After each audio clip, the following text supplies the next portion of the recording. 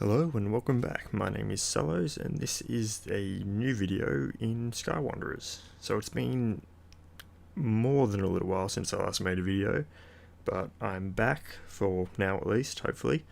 And I really just wanted to show the game to you guys because it has come so far, and I recently loaded it up again after getting a little bit of a break from studying. And it was so different that I had to basically come and make a video for you guys because apparently it's going into early access possibly soon. Now I don't want to jinx that and push it back any further by saying that, but hopefully it comes out in early access soon so that way so many more people can play the game because it is simply a great game and I really want all of you to be able to enjoy it just like I do. Now I haven't played in a while, so most of the things I have in game are a little bit outdated, but I've been trying to update them in the past couple of days just enough so that way I can show some of the new features to you guys and also what's available in the game. So first thing you might have noticed is a new menu. It's a lot simpler and it's nice. New sound effects and overall just a better UI design, I think. So I'm pretty happy with all of that. There's new sound effects in the menu, as I might have just said, and there are new graphics as well. You might notice there's a little bit of like a UI post effect as it's listed here in the graphics options. So when I go between different menus, you can see sort of like a shake and a graphical alteration. I don't know, some people who are better with graphical descriptions would be able to tell me exactly what it is, and sadly I'm not one of those people who can tell you that. But we will jump into the game. So as you can see, I've just been in game, and so this loading screen is still the same. We've got a new mouse cursor though, and there seems to be an overall slightly different haze to the game. I don't know if it's just my monitor or what, but there seems to be a little bit of a post-processing effect or something on the imagery. But overall the game looks awesome, and I hope to show you more of that once we actually get in game, which should only take another moment. So just whilst it's loading up, what's been happening with me is I haven't been able to make videos because I've been stuck with studies, and then I met my partner, and then I was unable to make more videos because of a busy personal life. So I really do apologise. I did plan on coming back a little bit ago, but then I met my partner and then I spent a lot of time with them and I was unable to get to videos. But now that I am in game, this is just a ship that I was working on before I disappeared for a little bit, and I managed to update it just enough to make it viable for this version of the game. So this is for the faction in the game, which I sort of made up myself, called Star X, or Star Explorers rather, and this is basically one of the deep space exploration ships. So it's pretty simple. It's got the bridge area there in the middle, it's got a cargo bay, it's got engines, the ports. A lot of people say it's like a backwards Millennium Falcon, and I know that there will be some people in the comments who will probably say that, but overall I'm very happy with it. I'd say it's mostly an original design because I never actually had the Millennium Falcon in mind when I was creating it. I had more Star Trek ships in mind, but as you can see there's a lot of new textures in game as well. I can't really remember where I left off with the game when I last recorded a video, but we'll go down to the Taurus, which by the way has changed as well. They've got now these big lights on them.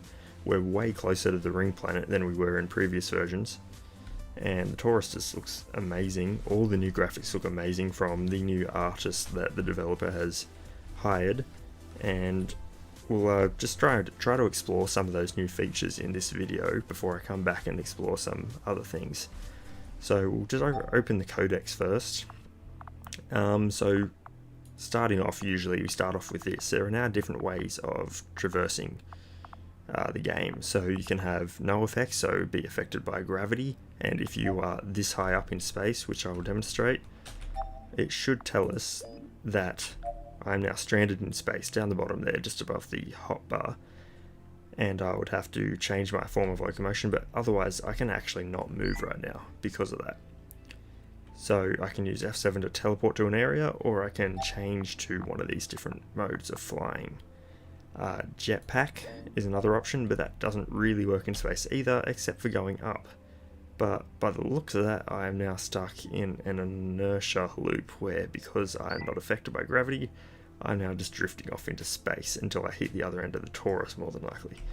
But we'll just change back to what we were on, which is anti-gravitation, which gives us basically full range of movement rather, and just general movement. But if you want even more movement, similar to the way Space Engineers works, you would need to press the full 6 degrees of freedom. So that means I can use the keys Q and E to rotate on a player basis, which I can just demonstrate, I guess.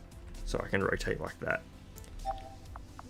But I much prefer this, and I actually have gravity on this ship set up, because we now have gravity back in the game, which is pretty awesome. And as you can see, I slowly just adjusted to it.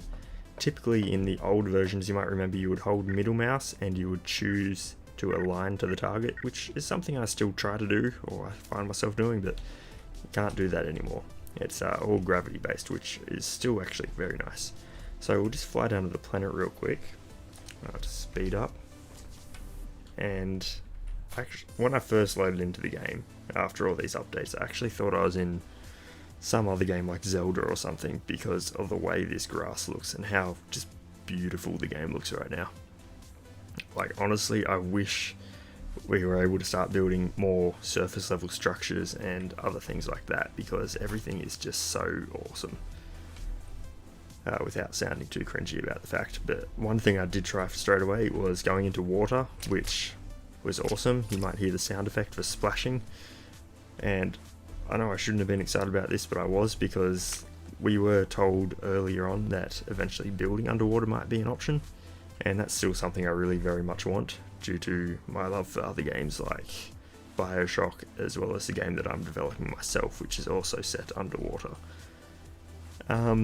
So other than that, we can also fly over to other ships that I've crashed. So this one had no power to itself and actually managed to fall down to the planet, or the torus rather, and I sunk it into the water here. And as you can see, there's lots of damage in the game now. So you can also repair things. This was already a feature, but there's different damage textures. So as you slightly repair stuff, there will be little bits of texture missing until you repair it fully. So we'll just repair a few things here. But that's basically all very similar to what it was, I believe. But I'm not really sure where else to go next. There's so much to show you.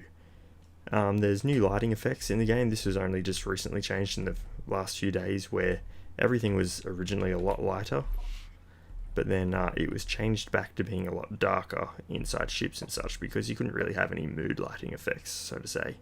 So now it's a lot more relevant to have the player's head torch, and that's basically one of the more recent features. This is the inside of the ship I didn't show you. Next up, I guess we will go to weapons. So there's just so much to show you. Sorry if I feel like I'm rushing through anything, but I just want to try and cover as much as I can, because there's really not any videos out there at the moment that I've been able to find. So there are weapons. I actually don't have this weapon set up anymore, but this is the new codex, a lot of the new blocks. So we've still got the original starter block. There are reactors, small and large now, capacitors, small and large as well. So these are brick-sized ones, the small ones. We have shields, only in the large size though, which is a little bit of a shame, because I would like to see a small shield block, but then again, having smaller ships means that they're faster and overall harder to hit anyway, so having shields just sort of makes it a little bit too overpowered perhaps. So we'll see how that develops, but otherwise we've got the large thruster and now also the small thruster. So the small thrusters are used as maneuvering thrusters. So this is something that the developer apparently didn't want early on in the game, but it has made its way into the game in a very basic form. So what I mean by that is you can actually see them just here. These are the small thrusters, and you can place them as small as just a 1 brick unit, or you can scale them up quite largely, which I'll just demonstrate now, to a 4x4x4 block. And as you can see, it looks like a giant battery really, but this is a maneuvering thruster if you use the small thruster. So basically what that means is that you can then turn left and right and move left and right Otherwise, with only the big thrusters on the back of the ship, you would only be able to move forward and backwards. So the maneuvering thruster is used for left and right, and I believe that if you have it on the left and right, then it means that you can also move up and down. But just for safety, in case that changes, I believe I've added some just underneath here as an up and down sort of thruster, so that way I can do pitch as well as yaw. So that's the new thruster change. We'll keep on going through some things now. I haven't actually been able to test these out yet. Repulsors, these allow hovercrafts to levitate. So that's something I'll have to test out in the future. I haven't had too much of a chance to mess with everything yet because there's just so much that's changed since I last played. Next is the gravity unit. So you can use these to add a localized gravity field. So I'll just demonstrate that now. I have added gravity to this entire ship, which you can now see with this blue outline. So there's one spot here which is uncovered, but that's actually just all hull, so that won't actually affect any players in its range. There's a little bit here that's not covered, but these are fully expandable. So if I could just fly to one of my other ships which doesn't have it yet, we'll fly over to this cargo ship, say. If I add this, so when I'm placing it, I need to be able to choose which direction. So I can use Q to rotate it. So by doing that, I can then choose the arrow being downwards, means that gravity will be pushing the player down. And as you can see, that's just placed that there. So this is actually an 8x8x8 cube. So it's a little bit hard to see in some lighting situations, but if you interact with these, you can actually change the force of the gravity, the direction that it goes in, and how far it extends. So you can only go to a maximum of 16, which I feel is quite relevant for a lot of ships. As you can see on my slightly bigger ship over there, I had to use, I believe it was 11 units to cover that entire ship. I tried not to make them overlap too much, which I don't know if that's a problem yet, but we will find that out hopefully soon. But as you can see, we've got a 16 by 8 now, I believe I made it. And so you can really fine tune these to cover any surface area you need, as I have done on this ship here, which is my yacht. So I've got only 2 units on this ship, one which does the entire back area of the ship, and one which does the front. So I'll actually just go into the ship and I'll show you that in the ship. Just slow down my player here. If I stop holding it, then that will get rid of the effects. So we'll do that. And if we go into here, we've actually got the gravity unit. So this one here has been fine-tuned to go to the edges of this ship. So it goes 4 blocks up, 4 blocks down, 16 on the one z-axis and 1 on the other z-axis, which I imagine must be forward. I believe z-axis is to the left and the right of it, and x-axis is forward of it and behind it. And then the y-axis, the middle column, is up and down. And if you attach a switch to these, I believe you should be able to actually turn them on and off. So if I have a switch handy, we've got lots of new textures. I can't really go into too much depth with all of them because there's just so many changes, but hopefully in my future videos you'll be able to get a taste for all of the new textures as they show up. So if I attach that, I should be able to turn gravity off, and as you can see, I sort of jolted to the side there and it's sort of dimmed there. That means that the gravity is now turned off and I'm no longer under the effects of gravity, really. But I can turn it back on there, which is just a cool effect, really. So that way you can play around with logic in that regard. There's lots of new sound effects which I hadn't noticed yet because I'd had the volume down so much recently. But this is the bridge of the yacht. We still have shield systems. Originally you were able to link these here to the ship cores, and you still can. That's this one here, spaceship core. But there is now so much information in the ship core that you can't possibly display it on one display, so I think that's something the developers are working on in deciding which things to show. So we'll actually just go through some of these now whilst we're here. So you've got the name, the category. So apparently there's about 7 or 6 categories maybe. And depending on the size, so it actually goes from, say, category 6 being the smallest, category 5, category 4. And so my other largest ship out there was actually category 3 because it's above 125 meters long, I believe, or maybe just below that. So this one's a category 4 due to its size. And you can actually look at the ship here in pretty good detail, and now automatically you can choose the direction of forward, up and right by having a yoke, which is basically what you use to control the ship, having it faced in the most forward direction, and that will determine which is forward on the ship. That's something I think someone mentioned in the Discord recently, so I've taken note of that. So otherwise you've got all these other stats here. Most things that are important to note now are the power used over generated ratio. You need to make sure that you're under 100%, because if you're using more than you're generating, then that's going to generate heat, I believe, and if you generate too much heat, then you can actually destroy your ship from having it overheat too much. So here we've got generated over dissipated ratio. You need to make sure that's a good number as well. You need to make sure that you're getting rid of as much heat as you can, as opposed to how much you're generating. So this ship doesn't have very many systems on it. It's got a few engines in the engine tubes here. It's got a few shields in it and a few power cores, which are in the middle here, I believe. Otherwise we've got the big weapon on the back, but I think that only generates more heat when it's actually active. You can't quote me on that, sorry. But otherwise we've also got the hull points, so as you can see it's at a full integrity, and we've also got the shield points. That's not too high because there's not very many shields on it, but it is only a very small ship, and I'm sort of limited for space by making it a luxury yacht, so to say. But you can also see many other stats along here. Currently the large and small thruster stats seem to be broken on all the ships, from what I've been able to find out from the other community members as well, but hopefully that will be fixed soon. So as you can see, we've got 2 gravity units, 44 shields, 96 reactors. It's all just a very basic ship, and you need to have a certain number of hull, so the main hull blocks, these ones here, in order to be able to dissipate heat. So the more hull blocks you've got, the more heat you can dissipate, and then the more systems you can have. So it's all just a bigger balancing game now, trying to make sure that you've got enough hull blocks to dissipate all the heat that you need to dissipate, and then you also need to make sure you're not going too overboard with power reactors and other things. So I can't actually get in here. Here we are. So here's where I've got a lot of the other things. So we've got some shields, and we've also got some power generators and a few other things just lying around. So this is sort of like the little area which normally you can access, but I recently modified the ship in a way so you can't access it.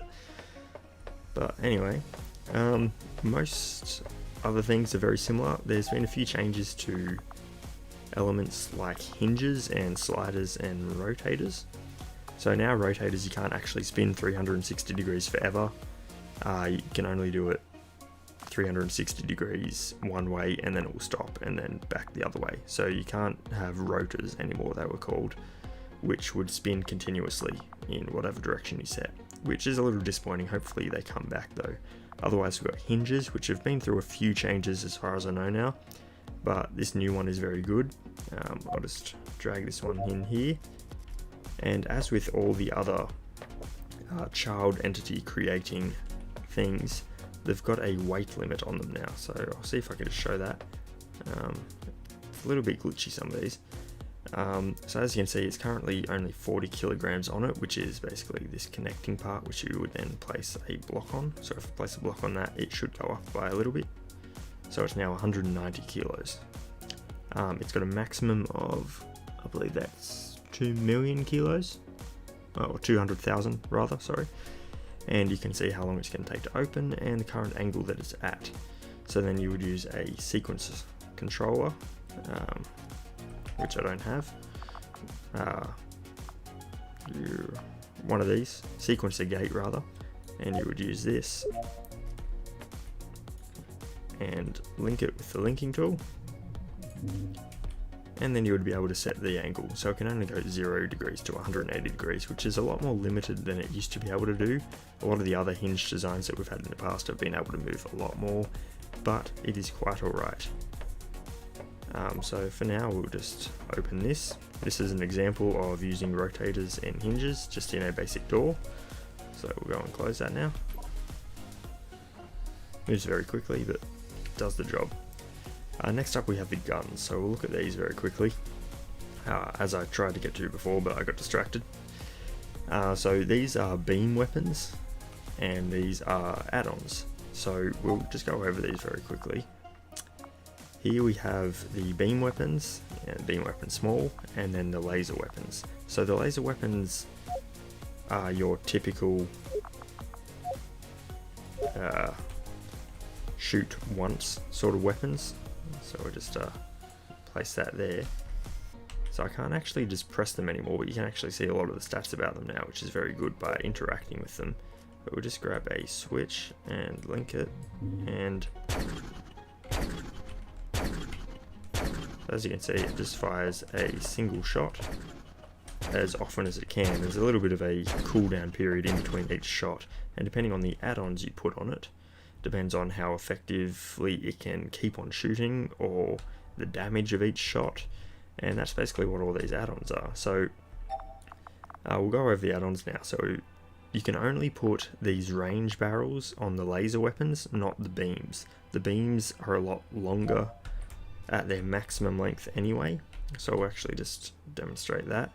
This is a beam weapon, so if you stretch it out, you can actually make it 9 blocks long now, which is as powerful as you can, and each block length can have an add-on on it. So if I grab some add-ons, like the charge add-on, this increases the charge capacity to fire for longer with the beam, or it can let you fire a volley if you put it on the laser. So if I put it on that one, that gives me a volley. If I put it on this one, it means I can fire a shot for longer. And the more I put on, it means the longer the shot will be. But depending on the add-ons you put on it, depends on the amount of heat and other stats it will affect. So then you need to put your weapon stat equation into the heat ratio and the power generated ratio and all those balancing for your ship.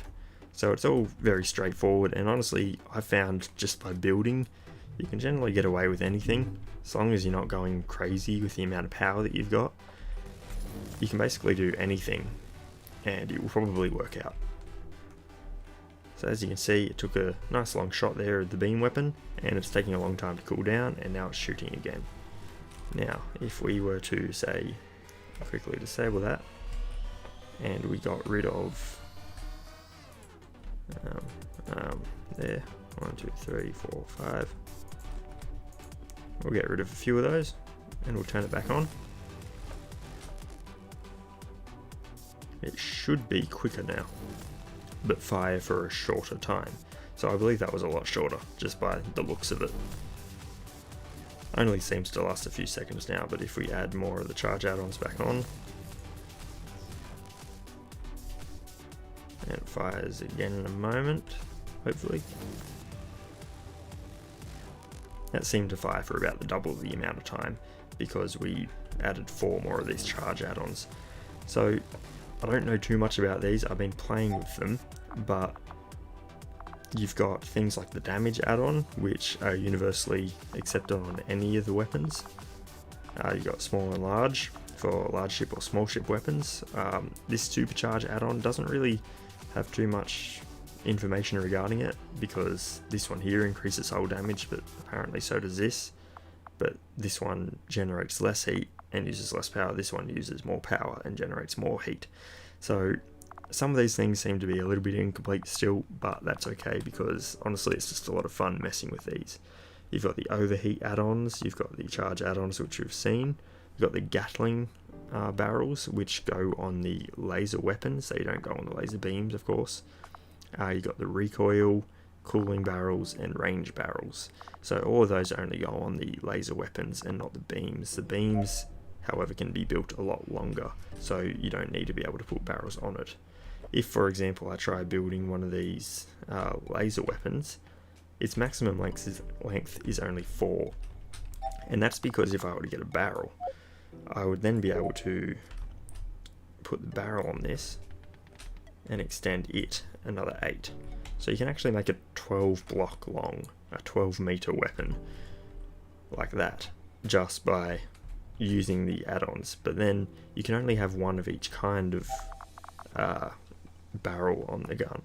So you can't say mix between a cooling barrel and a range barrel and then mix it up with a recoil barrel, and then top it off with a Gatling barrel, which would be awesome, but at the moment you can't do that, and I think that's just to keep it all fair, so that way you need to have different sorts of weapons on your ship. So I could have a turret up the front here, which has a Gatling turret, and on the back I've got the big beam weapon, which I'm hoping will work for this demonstration. If I go to activate, see if there's a ship I can shoot at. Try shooting this one. As you can see there, the shield seems to be getting weakened, and we'll just keep holding the weapon down, and then we'll fly over to the ship in a minute. But you can actually see a little bit of debris flying off the ship there, and there's the shield coming back now, and it looks like the shield's pretty weak on that ship, so it's not actually staying active for very long. But that's just a little, well, it's not a very good looking one at the moment. I think it sort of stands out a bit much and doesn't fit with the style of the rest of the ship, so that's something I might need to have to work on. But we'll just fly over here, increase our speed, and it looks like I've melted the front window and gone into some of the other areas of the ship.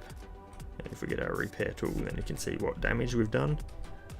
And I'd say the beam weapon's very effective. I haven't tried out the laser weapons yet, but that's something I'll have to do in a separate video, I think. So it's kind of hard to cover everything here, but I'll try teleporting to some of the other locations. So I believe if we go to, say, we'll try this one here. These are actually ship landing platforms. So we're actually over there on the Taurus, somewhere in that asteroid belt there, but these are actually landing platforms. So there's a devlog on this, which I'll link in the description, but what you can basically do is fly up to them. I think you have to ask for permission. I haven't actually tested it, but you ask for permission to land. If you get it, then you can land your ship there, and you can actually repair your entire ship with this, which is a lot easier than using one of these repair lasers. So these are something that I imagine we will find in space stations around in the game once it comes out, and you'll be able to fly a ship up to them, repair them, refuel them, and stay at the space station, which presumably will be player created and attached to these platforms. But these are large platforms which are just elements in the game which have different sizes. So I believe that one looks fairly large, but I'm guessing that's a small, and that must be medium, because I would hope that there's an even larger platform for ships such as my larger one, which we saw back on the Taurus. So we'll just teleport back to, say, my yacht here. Oh. And teleport out of those. Yep. So we've got a lot of different things to play with now. We'll just go over this one last time, see if there's anything that I've missed before I wrap up this video, so I don't make it go on for too long. As you can see, there's a lot of new awesome textures. I'm loving the textures. Lots of different decorative elements. These new screens, I haven't really had a chance to test out too much, because at the moment you can only link most of them to shields to get any readouts, like the display screen which you saw in the yacht, and then there's the wedged versions of them. But you can also use these to activate cameras, enter controlling the ship, etc. But this is the yoke I was talking about, sorry, from before, that you would use to align the front up and right sides of your ship. So you just need to have that in the cockpit on the control area just there. And there's the screen that I was talking about. You can only link it to shields at the moment, I believe, which is why that's the only one there. Otherwise, what else have we got here? We've got a few more decorative elements. There's fence corners now. I don't believe they were there originally. Blast doors. Completely forgot about those. So probably saw these when we were here before. And basically it's just a self-contained door. This is because there was a lot of issues with child entity limitations and having to build each door manually. It was a very tedious task, but by having one of these blast doors, which you can just put in there and it clips through anything on the other side, but presuming that the clipping gets deactivated in the future, I like to make mine actually slide into the wall cavity. So as you can see there, I've tried to avoid putting it in too many of the blocks. And which button is it? That one there. So it slides into this one a little bit. This was a bad example. I've tried to make most of the other doors so that the door actually goes into a little cavity for it rather than clipping into the walls, just in case the developer does change the game and makes these doors so that way they can't clip into things. But it would be interesting to see how it happens. So I'll just go out onto the ship deck here and demonstrate. Mouse, there it is. And we've also got a trapdoor. So I haven't actually found a use for the trapdoor yet because it's a little bit weird for me to use personally, but I haven't played too much. So here we can just make it, I think it's 4x4 by 4x4 is the largest we can make it. And then if we open it, then it's just one big self-contained unit, and you just attach a switch and a button to it, and you can open and close it just like you would with a manually created door, except it's all just ready to go. And this will massively save on a lot of the internal doors limitations that we would have otherwise. Next up is the trapdoor. So we'll just try that out. I found this a little bit weird personally, but I can see that it will definitely have its uses. It's just I personally haven't found a use for it yet, but that's basically what that is. And you can scale that to, it appeared to be 4 long, but I haven't worked with them too much, so I can't really offer too much advice on those yet. Most of the other stuff is still the same. All very basic bricks and other decorative elements still. We have a few different windows now. I really like these ones personally. I'll just show them. Otherwise we've got the pipes category and the flora and eventually fauna hopefully category. So I'll just demonstrate this one. And I'll just build that. And as you can see, it's just sort of like a brick based window that's stretchable to 4x4 and 4x4 block lengths rather. And it's just very nice. It's frosted. You can get a non-frosted version. There's a patterned version. And there's the non-frosted.